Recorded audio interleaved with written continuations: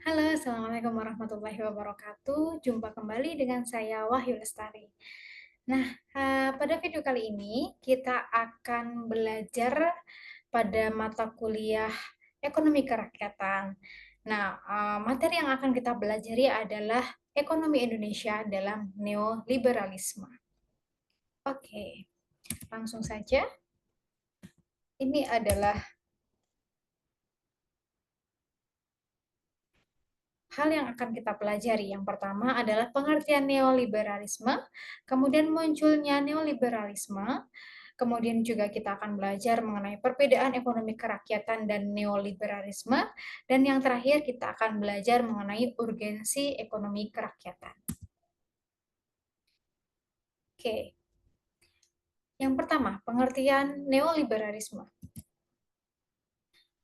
Neoliberalisme itu adalah sebelum itu neoliberalisme itu ada liberalisme, neoliberalisme, dan laissez-faire. Uh, Liberalisme itu adalah paham yang mempertahankan otonomi individu melawan intervensi komunitas. Sedangkan neoliberalisme, menurut KBBI, itu adalah aliran politik ekonomi yang muncul setelah Perang Dunia I, yang ditandai dengan tekanan berat pada segi positif ekonomi pasar bebas, disertai dengan usaha untuk menekan campur tangan pemerintah dan konsentrasi kekuasaan swasta terhadap perekonomian. Sehingga bisa dikatakan bahwa neoliberalisme itu adalah bentuk baru dari liberalisme yang sangat memuliakan mekanisme pasar. Kemudian ada laissez-faire atau persaingan bebas. Nah, laissez-faire ini adalah paham yang memperjuangkan hak-hak atas kepemilikan dan kebebasan individual. Kata neo dalam neoliberalisme merujuk pada bangkitnya kembali bentuk aliran ekonomi liberalisme lama yang dulu dibangkitkan ekonomi Inggris, yaitu Adam Smith dalam karyanya The World of Nations. Selanjutnya, munculnya neoliberalisme, yaitu pada tahun 1800 sampai dengan 1900, model liberalisme menjadi dasar bagi ekonomi Amerika. Kemudian pada tahun 1930, semakin banyak kebangkrutan dan pengangguran massal, yaitu adalah Great Recession. Kemudian pada tahun 1932, Rustow dan Aitken mengusulkan perbaikan terhadap ekonomi pasar dengan memperkuat peranan negara sebagai pembuat keputusan.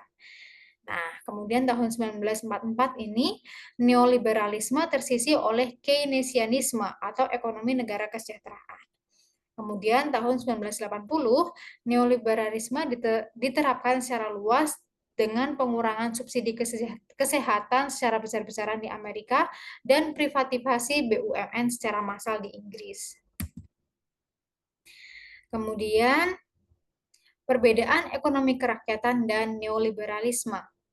Oke, perbedaan ini yang pertama kita lihat dalam peranan negara. Oke, peranan negara dalam neoliberalisme berdasarkan konsensus Washington, yaitu yang pertama, pelaksanaan kebijakan anggaran sangat ketat, termasuk penghapusan subsidi.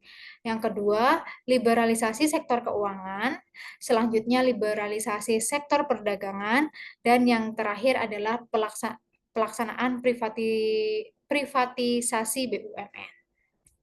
Kemudian, peran negara dalam sistem ekonomi kerakyatan. Yang pertama, bahwa negara itu memastikan pemanfaatan bumi, air, dan segala kekayaan yang terkandung di dalamnya bagi sebesar-besarnya kemakmuran rakyat.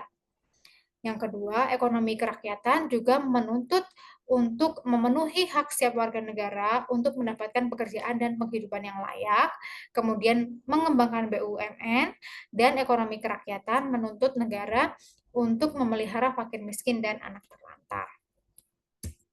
Nah, inilah ada perbedaan ekonomi kerakyatan dan neoliberalisme. Oke. Seperti halnya tadi yang kita pelajari, di sini ada perbedaan yang sangat signifikan antara ekonomi kerakyatan dan ekonomi liberal, di mana ekonomi kerakyatan itu menyusun perekonomian sebagai usaha usaha bersama berdasarkan atas asas kekeluargaan dan mengembangkan kooperasi. Sedangkan neoliberalisme mengatur dan menjaga bekerjanya mekanisme pasar dan mencegah monopoli. Kemudian, untuk ekonomi kerakyatan, itu menguasai cabang-cabang produksi yang penting bagi negara dan menguasai hajat hidup orang banyak, serta mengembangkan BUMN. Sedangkan neoliberalisme mengembangkan sektor swasta dan melakukan privatisasi BUMN. Kemudian yang ketiga, ekonomi kerakyatan itu berusaha untuk menguasai dan memastikan pemanfaatan bumi, air, dan segala kekayaan yang terkandung di dalamnya bagi sebesar-besarnya kemakmuran rakyat. Sedangkan neoliberalisme itu memaju laju pertumbuhan ekonomi, termasuk dengan menciptakan lingkungan yang kondusif bagi masuknya investasi asing. Kemudian next yang keempat, ekonomi kerakyatan mengelola anggaran negara untuk kesejahteraan rakyat, memberlakukan pajak progresif, dan memberikan subsidi. Sedangkan neoliberalisme melaksanakan kebijakan anggaran ketat, termasuk menghapuskan subsidi. Kemudian yang kelima, ekonomi kerakyatan menjaga stabilitas moneter, sedangkan ekonomi neoliberal menjaga stabilitas moneter. Sama ya ini ya. Oke. Kemudian yang keenam, ekonomi kerakyatan memastikan setiap warga negara memperoleh haknya untuk mendapatkan pekerjaan dan penghidupan yang layak bagi kemanusiaan. Sedangkan neoliberal melindungi pekerja perempuan, pekerja anak, dan bila perlu menetapkan upah minimum.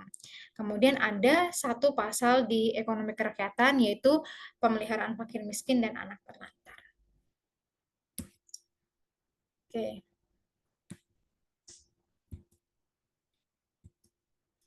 Nah, apa sih urgensi ekonomi kerakyatan bagi bangsa ini? Yaitu konsep ekonomi kerakyatan merupakan wujud atas kurangnya keberpihakan kepada rakyat secara umum. Kemudian penguatan terhadap rakyat untuk dapat berpartisipasi dalam proses pengambilan keputusan yang mempengaruhi kehidupan, khususnya pada lingkup ekonomi sehingga rakyat dapat benar-benar dapat terberdayakan sesuai dengan hakikatnya sebagai warga negara. Kemudian yang ketiga, merancang kebijakan yang sesuai dengan kebutuhan, memperkuat ekonomi kerakyatan, baik dari level strategis hingga operasional, sehingga dapat dipahami oleh seluruh pihak-pihak terkait. Dan yang terakhir, ekonomi kerakyatan merupakan usaha untuk menggerakkan aktivitas ekonomi rakyat, terutama usaha kecil dan menengah yang dilakukan oleh masyarakat kita. Untuk kemudian hasilnya pun akan kembali kepada masyarakat kita. Oke, sekian pembelajaran hari ini. Semoga ilmu yang diberikan bermanfaat. Nantikan lagi video-video pembelajaran yang lainnya. Terima kasih. Wassalamualaikum warahmatullahi wabarakatuh.